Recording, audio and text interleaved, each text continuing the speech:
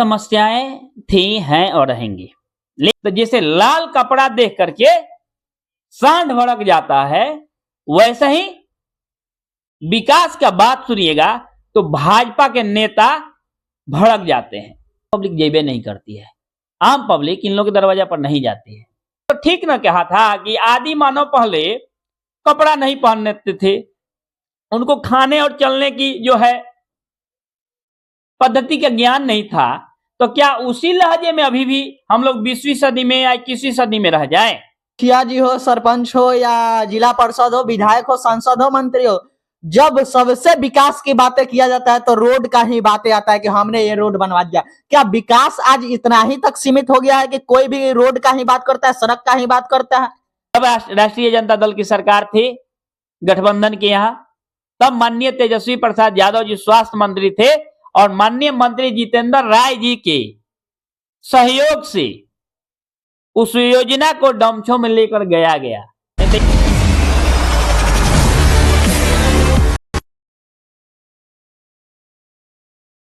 नमस्कार, प्रणाम, सत श्री अकाल साथियों। मैं युवा राजद के सचिव इंजीनियर राकेश जी के पास आए। आइए इनसे हम बात करते हैं कि डबछू गांव में, गोपालपुर पंचायत के डबछू गांव में जो स्वास्थ्य उपकेंद्र का उद्घाटन होता है, वहां पे माननीय स्वास्थ्य मंत्री मंगल पांडे जी आते हैं और महाराजगंज संसदीय क्षेत्र के सांसद जनार्दन सिंह सिग्रीवाल आते हैं और गोरियाकोठी विधानसभा क्षेत्र के विधायक देवेशकांत सिंह आते हैं। और तीनों जब आते हैं तो वहां हम बात करने का प्रयास करते हैं, गांव की समस्याओं को रखने का प्रयास करते हैं। और जब मैं प्रयास करता हूं तो उनके द्वारा कहा जाता है, विधायक जी के द्वारा कहा जाता है कि तुम्हारे जन्म से पहले से यह समस्या है। बहुत बहुत स्वागत है आपका मेरे यूट्यूब चैनल RWJ मीडिया में। बहुत बहुत धन्यवाद आपको। आप कैसे इसको देखते हैं कि जो यहाँ के विधायक है, गोरियाकोठी के जो विधायक हैं, वे बोलते हैं कि आपके जन्म से पहले से यह समस्या है? समस्याएं थी, हैं और रहेंगी।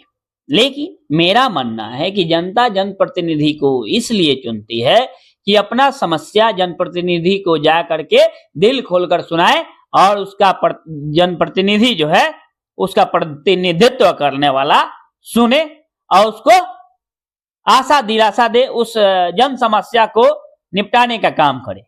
लेकिन माननीय विधायक जी जिस लहजे में उन्होंने आपके साथ जो बात किया, आपके व्यूअर्स या बहुत लोगों ने उसको शेयर किया और बहुत मिलियन में लोग देख रहे हैं, उनका हर जगह तुष्टिकरण हो रहा है, उनके बातों का लोग खंडन कर रहे हैं।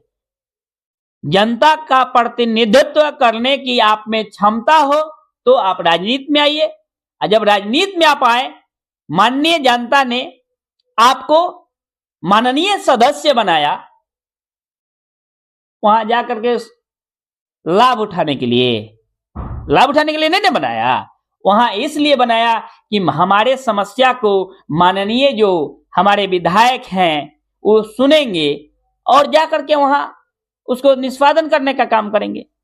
तो ये लोग तो विकास का जब नाम रखिएगा ना, तो जैसे लाल कपड़ा देख करके सांड भड़क जाता है, वैसे ही विकास का बात सुनिएगा तो भाजपा के नेता भड़क जाते हैं।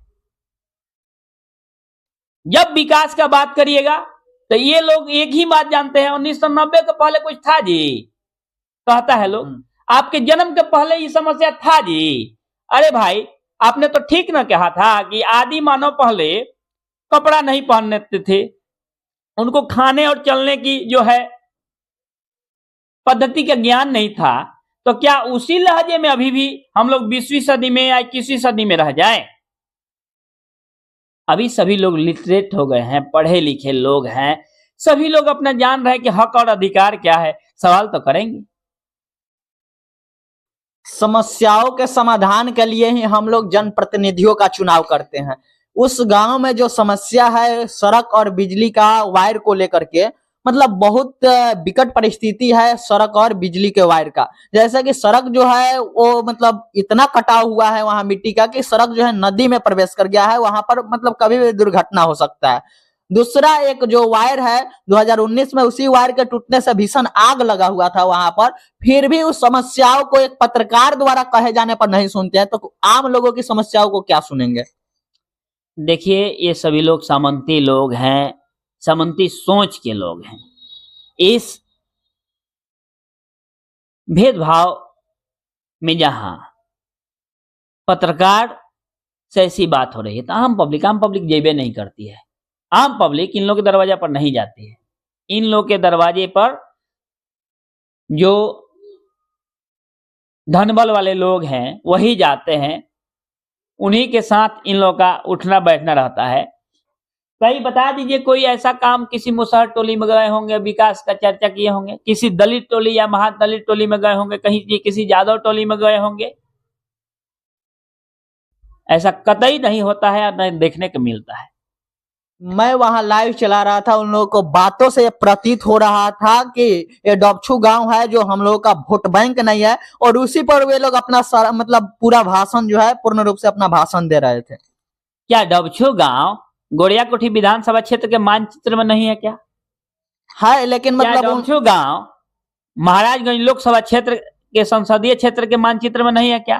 क्या डबछू गांव बिहार के मानचित्र में नहीं है क्या? जब है तो पूरे बिहार के स्वास्थ्य मंत्री माननीय मंगल पांडे जी हैं तो डमछो गांव के भी हैं। पूरे महाराजगंज के सांसद माननीय सिगरवाल जी हैं तो डमछो गांव के भी हैं। और पूरे गोरियाकोठी के विधायक माननीय देवेशकांत सिंह जी हैं तो डमछो गांव के भी हैं। फिर भेदभाव क्यों?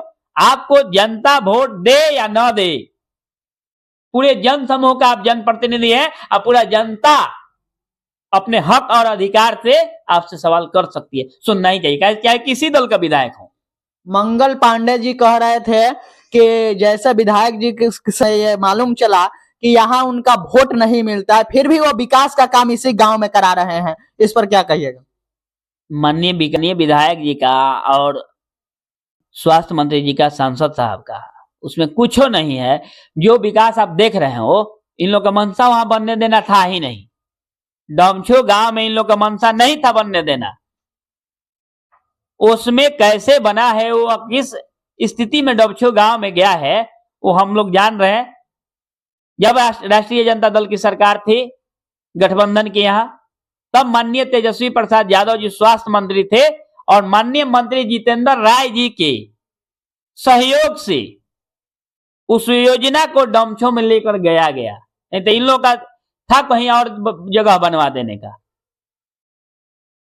ऐसा नहीं था। डमछो गांव में क्या किए हैं? डमछो गांव में जर्जर का स्थिति है, बिजली का तार है, डेली टूटता है, लोग का आग लगता है, कहाँ चेंज करवा दिए? डमछो गांव की सड़क की स्थिति बद से बेहतर है, कहाँ बनवा दिए? डमछो गांव में मानिए मंगल पांडे जी कहते तो मंगल पांडे जी का मैं आभार प्रकट करूंगा जब डमछो गांव में एक मेडिकल कॉलेज बनवा दे। माननीय सांसद साहब का मैं आभार प्रकट करूंगा कि यहाँ पर एक नवोदय विद्यालय बनवा दे। माननीय विधायक जी का आभार प्रकट करूंगा कि लकड़ी नबीगंज ब्लॉक में कहीं भी एक डिग्री कॉलेज खुलवा दे। आप 200 फीट पीसीसी और 300 फीट करंजा, ये कौन सा विकास है? वो तो मुखिया उससे ज्यादा कर देता है। चाहे मुखिया जी हो, सरपंच हो या जिला परिषद हो, विधायक हो, सांसद हो, मंत्री हो, जब सबसे विकास की बातें किया जाता है तो रोड का ही बातें आता है कि हमने ये रोड बनवा दिया। क्या विकास आज इतना ही तक सीमित हो गया है कि कोई भी रोड का ही बात करता है, सड़क का ही बात करता है? देखिए, विकास केवल व केवल रोड ही नहीं है।